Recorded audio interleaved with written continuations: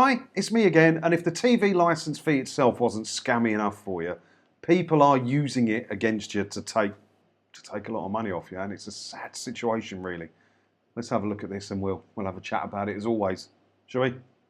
Fake TV licensing men con Derby farmer out of his life savings.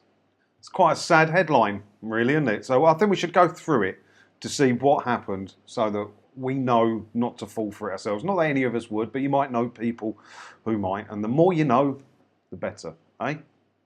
A Derby farmer was scammed out of the bulk of his life savings by ruthless con artists posing as TV licence officials. To be fair, that does sound like that could be actual TV licence officials, but it's not. Derby Crown Court heard how the group tricked the victim into giving them his bank details.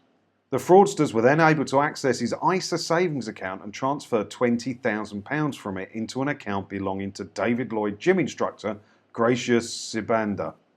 So that is pretty sad, isn't it? And we all hear about these scams all the time. And one of the things you should never ever do is give anyone your bank details. You know, if it's a company you've got dealings with, they'll already have your details. You don't have to tell them anything. And then you see these things of people getting on your computer, don't you? The Indian scammers and that. I watch a lot of that on YouTube. You know, Jim Browning and Kit Boger and all that. And the first thing they want to do is get on your computer and get in your bank. And that's very possibly what happened here. So if you're ever talking to someone on the phone or whatever and they say they need to access your computer to do this, do that, you know it's a scam. Get off the phone quick before you get scammed. That's pretty sad, isn't it? Kevin Jones, prosecuting, said the fraudsters telephoned the victim in 2019 telling him they were from the TV licence renewal team and saying they would send him a link by email that he needed to click on. He said he believed the email to be genuine and did what he was asked to do.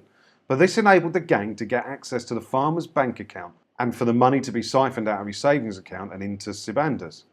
In a victim impact statement, the farmer told how he never got his money back and had to borrow cash and sell animals to keep his business afloat, handing the defendant a 14-month jail sentence suspended for 2 years.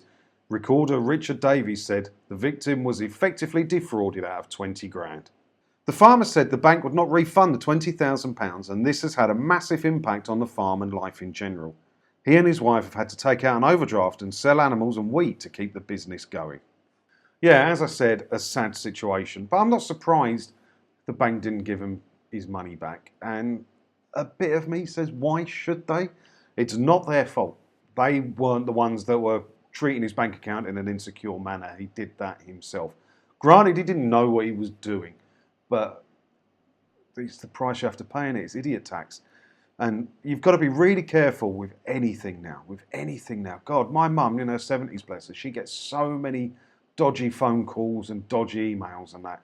And she knows better, but you always get the odd one that she does actually fall for. There was one about a parcel. She got an email from UPS saying her parcel had been delayed and she needs to click here to pay extra money. She just so happened to be waiting for a parcel, so she bloomin' nearly did it. And you can't blame her for that. So you've got to be so careful with everything nowadays, haven't you? So just be really careful out there. And remember, TV licensing is a massive scam on its own. So if they're contacting you for more money, double scam, isn't it? Just be careful. So what do you think about this then? If you want to read the whole thing, I'll put a link in the description. I always put a link to all these articles in the description if you're interested to read the whole thing. Have a look. Let me know what you think. Do you think the bank was right to not give the guy his money back? I'm interested to know what you think. I've told you what I think. So you do that. And as always, thanks for watching. And don't forget to hit the subscribe button. And that way, hopefully, I'll get to see you in another video again soon, won't I? Ta-da.